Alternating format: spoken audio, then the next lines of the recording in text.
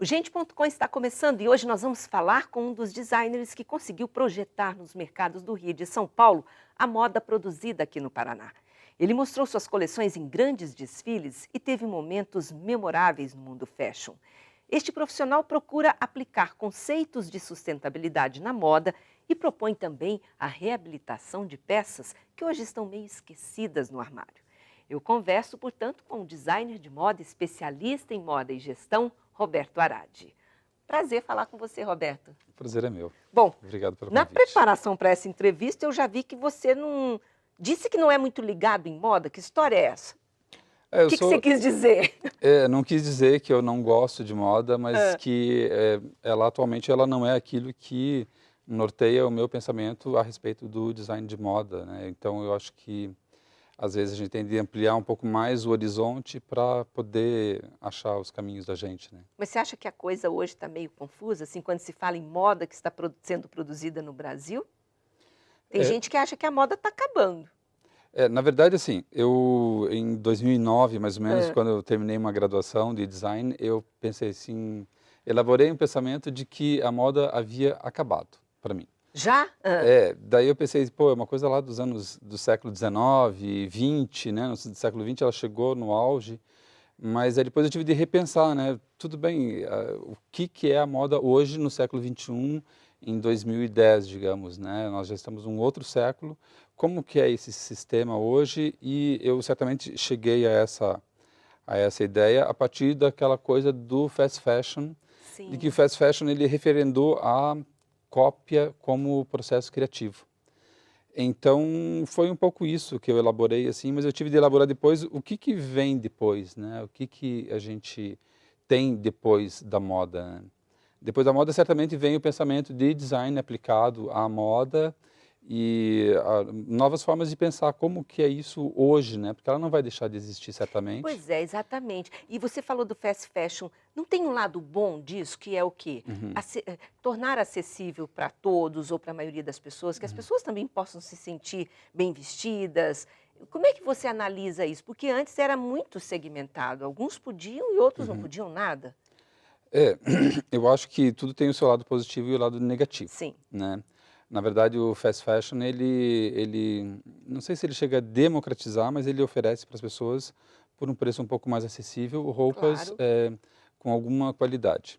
Então, assim, eu acho que o problema aí é quando você observa, isso estudando o slow fashion, eu cheguei a essa conclusão, é que você observa muita roupa vindo de muito longe e chega para nós com um preço muitas vezes absolutamente ridículo, né? Vamos usar essa palavra assim, que nem deveria, mas às vezes é um valor ridículo, e você vê que essa roupa vem poluindo de lá do outro lado do mundo, atravessando o oceano dentro de um navio, poluindo, daí chega aqui tão barato, apesar dos impostos e tudo mais. Como que se dá isso? Isso se dá graças a pessoas mal remuneradas nos países de onde Tem essa tudo isso roupa por trás. vem, né? Então temos de pensar isso de uma forma sustentável no sentido da sociedade. Assim, isso interessa realmente para a sociedade? É sustentável para nós? Temos essas roupas que não vão durar, daí depois elas viram lixo, elas não podem ser mais reutilizadas, sendo que antigamente a roupa ela era herança. Né? Eu não sou tão velho assim, mas eu sou de Não, uma mas a época gente em que a passava de roupa um para o outro, né? Passava para os sim, irmãos. os enxovais de Sim. bebê passavam de um bebê para o outro. Então a roupa ela tinha um valor, hoje ela virou um objeto sem valor Descartável. por esse ponto de vista, né, do fast fashion. Já o slow fashion, que é o que eu defendo, a minha ideia de moda que eu defendo, ela pensa mais a respeito da sustentabilidade, se essa roupa ela utilizou mão de obra escrava ou não, se esse tecido ele utilizou processos que são o que poluem ou não. Então você tem que ter como designer uma responsabilidade também social, né?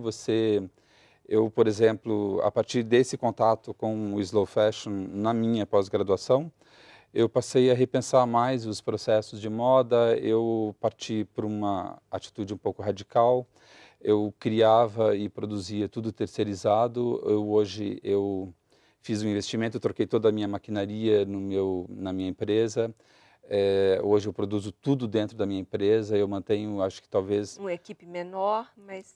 Sim, mas ela continua tão pequena quanto. Tá. O caso é que agora eu produzo tudo lá dentro e eu tenho um controle sobre a produção e não é tão complicado quanto as pessoas dizem que a terceirização... A terceirização ela é boa e é ruim.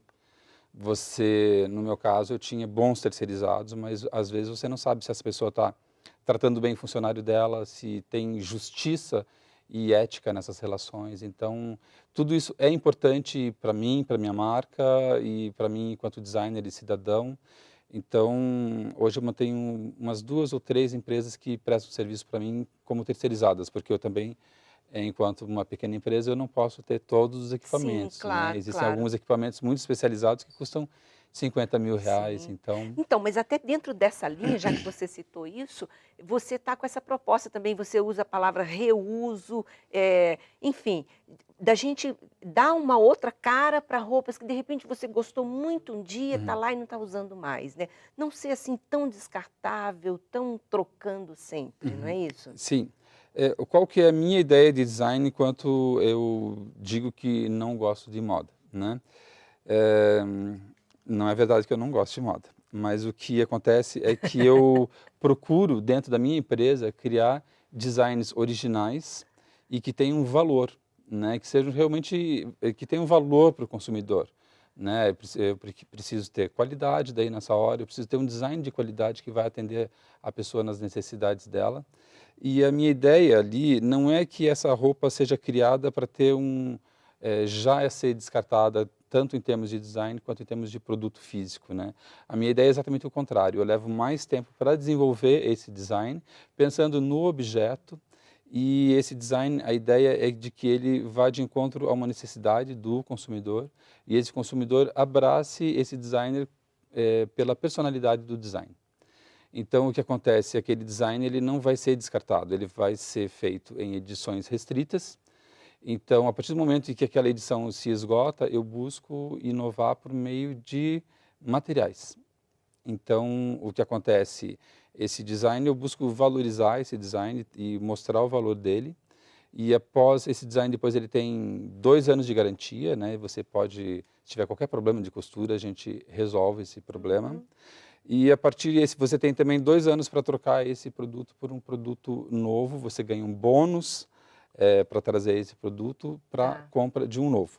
Resolve alguns problemas aí, do seu guarda-roupa lotado, de Sim. você, enfim, de você ter lá um excesso de roupas, compra em excesso, e daí depois a gente recolhe essa roupa, ela passa por um processo de curadoria, então aí já tem um processo de recompra. A gente recompra isso do cliente, tem um processo de curadoria, se essa roupa ela é aprovada, ela vai para um processo de reabilitação. Esse processo consiste em higienização, Sim. consertar todas as costuras que sejam com algum problema, às vezes até o tecido. Ela possivelmente vai ganhar uma cara nova, porque ela evidentemente ela não é um produto novo. E, por fim, ela vai receber uma etiqueta de reabilitação, que é a etiqueta Relabel, Curioso isso. que vai junto com a etiqueta Arad, para que isso, a intenção, no médio prazo, é criar um corner dentro da loja só com essa roupa sustentável. Tá. Você acha que a gente compra roupa demais? Quando eu falo Algumas, a gente, de um modo geral, as pessoas poderiam ter muito menos do que têm? eu acho que assim a gente pode propor e incentivar o consumo sustentável, um consumo consciente, daquilo de você, realmente as pessoas elas precisam de roupa, né? Dependendo do estilo de roupa de vida delas, elas necessitam de um pouco mais de roupa do que outras pessoas, né? O que existe hoje no mundo é um excesso de produção. Então, esse excesso de produção, ele tende a fazer com que as pessoas, ele tende a ser desovado. Por isso, as grandes liquidações, né? Então, a minha proposta é fazer com que essa ação do Relabel seja feita na época da liquidação das grandes lojas e dos grandes shoppings, porque é um momento em que eu vou valorizar o meu design recomprando ele, entende? Daí eu vou mostrar para a pessoa que eu não faço excesso de produção, e quando ele vê uma roupa com 70% de desconto, 50% de desconto para cima, isso é excesso de produção que a pessoa está comprando.